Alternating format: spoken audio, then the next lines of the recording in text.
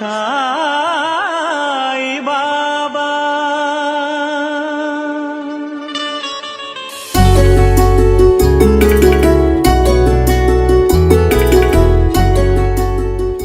మనిషి పూర్వజన్మ కర్మకు వసుడై జన్మించి మాయకు అధీనుడై ఉంటాడు కనుక పుట్టుకతోనే సర్వసంగ పరిత్యాగి కాదు. భౌతిక సుఖాలను సంపదను కాంక్షిస్తాడు. కోరికల కొలిమిలో కాలుతూ ఉంటాడు. పూర్వజన్మ సంస్కార ఫలితంగా ఒక దశను చేరేసరికి ఈ భౌతికపరమైన విషయాలపై విసుగు జుగుప్స కూడా కలుగుతాయి.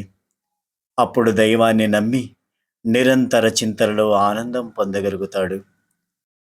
భగవంతుని విశ్వమానవ కళ్యాణ తత్వం తెలుసుకొని తాను ముగ్ధుడై అదే ఆనందాన్ని అందరికీ పంచి తోటివారిని కూడా తరింపజేయాలనుకుంటాడు. కానీ చుట్టూ ఉన్న ప్రపంచంలో అనేక మనస్తత్వాల గల వ్యక్తుల మధ్య మసలవలసి వస్తుంది. ఈర్ష్య, ద్వేషాలు, అధికార దర్పాలు, ధన వ్యామోహం, అహంభావం మొదలైన లక్షణాలు పుష్కలంగా గలవారి వలన ఇబ్బందులు ఎదుర్కొనవలసి వస్తుంది. వీటన్నిటి మధ్య మన ప్రత్యక్ష దైవమైన బాబాను వీరు నమ్మటం లేదే అన్న వ్యధ కలుగుతుంది. వీటితో పాటు కొన్ని సందర్భాల్లో అణిచివేతను, ఇతరుల మోసాన్ని, క్రూరత్వాన్ని కూడా ఎదుర్కోవలసి వస్తుంది. అటువంటి సమయంలో బాబా ఏదో ఒక రూపంలో సాక్షాత్కరించి తన దివ్య తేజస్సుతో మనలోని భయాందోళనలు పారద్రోలి, నీకు నేనున్నాను, నీవు తలపెట్టిన మంచి కార్యాన్ని నిర్భయంగా మనసు నాయందే ఉంచి కొనసాగించు అని హామీ ఇస్తాడు.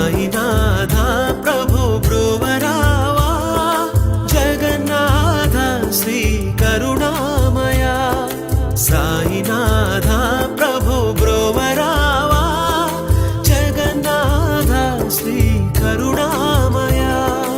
ఓం సాయి శ్రీ సాయి జయ జయ సాయి.